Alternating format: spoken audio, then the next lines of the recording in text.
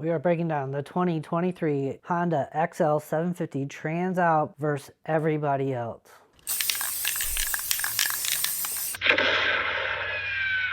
So it's not really everybody else. I'm going to compare it to all the middleweight adventure bikes with 21-inch front wheels. I want to give a shout out to Ian at Big Rock Moto. He put this chart together. I'll put a link down below and you can download it yourself. He's pretty good. If you're following him or watching any of his stuff, you should be.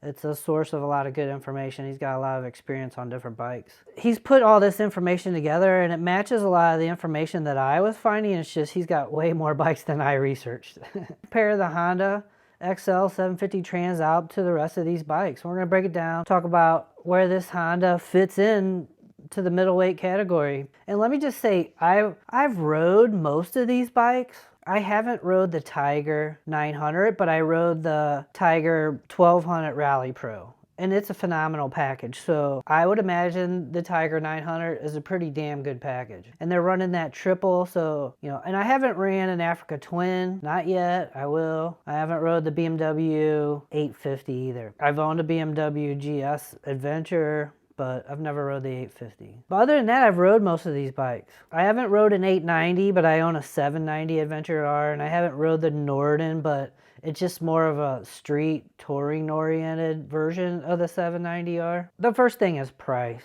We don't know the price on the Transalp 750 yet. There's rumors and reports that it's going to be under 11,000. That would be phenomenal. But if you compare that, you know, the Touareg is coming in at 12,000. The Yamaha Tenere 700 is like 10.5. The KTM 890 coming in at what, 15.4, and that's with the tech package. That's with all the electronic upgrades. The Norden comes in at 14. So most of the bikes aren't as cheap as what we think the Transalp's going to come in at. Basically the Tenere and the Aprilia Touareg. You know, that's the category. The engine package on the Transalp 750 is a parallel twin. Most of them are parallel twins except for like the Tiger, it's a triple. The parallel twin is a good package. It's the lightest package with the most power because it's smaller package. It gives room for more stuff on the bike. So it's gonna be the engine all the time. The Transalp 750 engine package, it's going in the Hornet. That engine was built for the Hornet, I believe, because the MT-07, MT-09s, they dominate the naked middleweight street bikes. And so Honda built this engine that's going in the Transalp for the Hornet to compete with that. And that's why it's going to be priced so well. And I think it's going to be a really good engine package. It's coming in with more horsepower than the MT-07. They built a pretty hot engine that I think is going to have spirit for Honda. That was built for that to beat that MT-07. But when you compare it to the other bikes in this category, like, it's pretty good. It's 20 more horse than the Tenere 700. It's 10 more horse than the Aprilia. But the engine package on these other adventure bikes are really good. I found them to be really good. The Tenere 700 engine package, it's pretty damn good. It sounds awesome and it feels good. It's plenty of power, and it's only 72 horse. It's a good package. The Aprilia Touareg engine is a good package, and I found it fun to ride. You wring its neck a little bit more, but there's power there. Fun to ride, and like, it's a good engine to run around and like do a little bit of everything. The KTM's, their engine package is like pretty damn good. It feels good. It's got spirit. You know, 105 horsepower compared to the Transalp's 90. I think my 790 comes in at like 95 horse, so it's pretty good. The engine package is going to be really good. I think the biggest thing that people are freaking out about is the suspension. But the Honda suspension travel is the lowest of all the adventure bikes. What is it, like 7 millimeters less than the Yamaha Tenere 700, which is like hardly nothing. The suspension package on Tenere 700 is not that great. For the average Tenere 700 rider, it's fine. But for those more aggressive riders, it's limited. You can't, once you start hitting stuff, bumps, high speed, off-road, it maxes out quick. But it accommodates a lot of people, right? The average rider on a Tenere 700 isn't complaining about it because they're mostly doing fire roads and gravel roads. Those more aggressive riders who buy the Tenere 700, they're usually upgrading their suspension. The ground clearance on the Tenere 700 is about, what, an inch more than it is on the Honda Transalp. 9.4 inches of ground clearance on the Tenere 700, 8.3 on the Honda Transalp 750. The suspension wise is about the same, not much difference, but they do have an inch ground clearance, so that helps it. Let's compare that, because the KTM 890 is the most capable off-road adventure bike in the middleweight, hands down. Its ground clearance is 10.4, so it has an inch higher on ground clearance than the Tenere 700. There's 2-inch difference between the 890 and the Transalp on ground clearance. And Honda's really, they're making a middle of the road bike. It's more of a street oriented adventure bike for sure. And I think what Honda's doing is they're choosing to make a lower adventure bike to accommodate more people. Do you lose some off-road performance by doing that? Yes, but I think Honda thinks they're going to gain more customers by having the lowest bike on the market. And let's check out the seat height. 33.5 inches, 850 millimeters. That's basically an inch less than the KTM 890, because most of these adventure bikes are 34 inches. BMW, Africa Twin, Tiger, they're 34 inches. Then you get the Ducati, the Norden, the 890, they're like 34 and a half. The Suzuki V-Strom, the new ones, just over 33 and a half. The Aprilia is 33.8, and the Tenere 7 is 34 and a half. 33.5 is going to fit a lot of people. I think the average rider doesn't do a lot of hardcore off-road where they're doing a lot of that stuff. Most people, you know, that want adventure bikes are doing adventure touring, and they're traveling fire roads and gravel roads. And so the Honda is the lowest one with the lowest seat height, the lowest suspension travel, and the lowest ground clearance. It is just a middle of the road bike, and it's gonna just fit a lot more people. I know people want to say it's not an adventure bike because it doesn't have suspension. Well, it's an adventure bike. You gotta remember that adventure bikes are for touring. They're touring bikes first and foremost. It's adventure touring. I think people that trailer their adventure bikes to routes and BDRs and ride them like dirt bikes,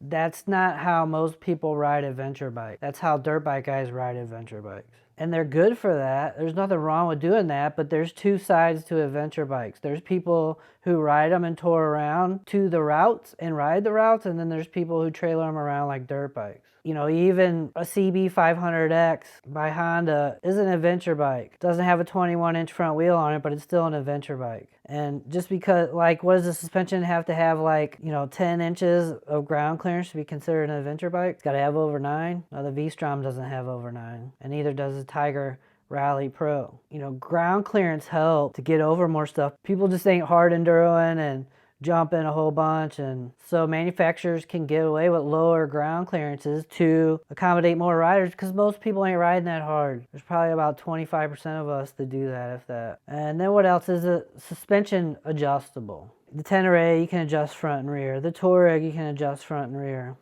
The V-Strom front and rear. KTM's front and rear. The Norden's the front only. And then you have like the BMW, it's ESA, electronic suspension, which for off-road, I'm not thrilled about ESA off-road. Fuel capacity, it's I think 5 gallons is good. The BMW is only 4. The Yamaha Tenere is 4.2. That's pretty weak. The Touareg is 4.8. You're close. The Honda's 4.5, so it's in the middle there. I think Honda was trying to make a middle-of-the-road bike to accommodate most riders, and most riders are going to ride them on the street and do some gravel and fire roads, and they're trying to accommodate more people, and they're probably going to sell more bikes than any other of these adventure middleweight bikes. I'd bet money on it. The 890 is a fabulous, fabulous bike, and it's the most capable off-road middleweight adventure bike there is. They sell a lot of those, and there's a market for that, but I think there's more of a market for that middle road bike than there is the high-end bike. The 890 suspension is probably the best suspension you can get on a middleweight adventure bike. And it's the best because it can handle that high speed off-road stuff. When you're hitting bumps high speed, that's demanding on a suspension, right? You can be a hard enduro guy and mountain climbing like a billy goat up the side of mountains on your middleweight adventure bike, but you don't need a super heavy duty suspension for that. You need a decent suspension, but as soon as you start going fast in the desert and hitting some bumps, that's when the suspension like gets maxed out. But what people complain is that it's too stiff on the road. It's hard to like be soft on the road and handle high speed stuff. If you're an aggressive rider, you want to be able to handle that high speed stuff, and that's what the A90 does. The Touareg suspension, I rode it, it's fabulous. It's pretty fabulous. 9.4 inches on travel and 9.8 on ground clearance. And the seat height isn't that bad, 33.8. So it's really a damn good package. It's fun to ride, and it's good price, and it comes with electronics, and like it's really good. The only problem is it's an Aprilia, and we don't know about reliability, and we don't know like dealerships. It's hard to like get dealerships, and right now I want reliability. I want to get on a bike and ride it. I want some performance in it, but I'm willing to give up some performance for reliability. That's me coming off of KTM. It's an awesome bike, awesome experience, but I found my bike to be more maintenance than I want to do. So the Transalp does sound pretty damn good to me. You know, I think about a big bike like this, I don't think of them as like serious hardcore bikes off-road. I want to be able to travel around, but I'm not trying to like race Baja and stuff or any of these rallies on one of these bikes. If I was trying to race a rally, I would run my 450. But for moving around the country and going where I want and traveling down into Baja, the Transalp is a pretty good bike for that. And electronic aids, like it's gonna have full electronics where the Tenere doesn't have any. All the other bikes have electronic aids. Should be available. Quick shifter will be available for the Honda. And I think a big thing that is disappointing people is cruise control. Like cruise control is not available. At least we don't know yet. And no tubeless. You know, the Touareg has tubeless tires. The Tenere, the T7 doesn't. KTM has it, but I think it's a pain in the butt. Like the Africa Twin doesn't have it, which sucks. We'll see how it goes. You know, to be $11,000, you're going to give up something. I think the engine package is pretty good. There are a lot of people are excited about it, but then after thinking about it, they don't like the suspension. That's scaring a lot of people off. We'll see. We just have to wait to see how it feels. It depends on how it feels. If it's dual chamber, but it's not adjustable, you know, that might feel pretty good for a lot of people. We'll just have to see. I think it's going to do well. I think it's going to accommodate a lot of people. It's going to be lower. It's got good range. Like, it's pretty good. It's going to fit a lot of people. I want one. I still want one. It's not scaring me off. I also want an Africa Twin. It could be a while before these get to us, but all right, comment, like, subscribe if you haven't already. You liked the video, give me a thumbs up. Hope you liked the video, and I'll catch you guys later.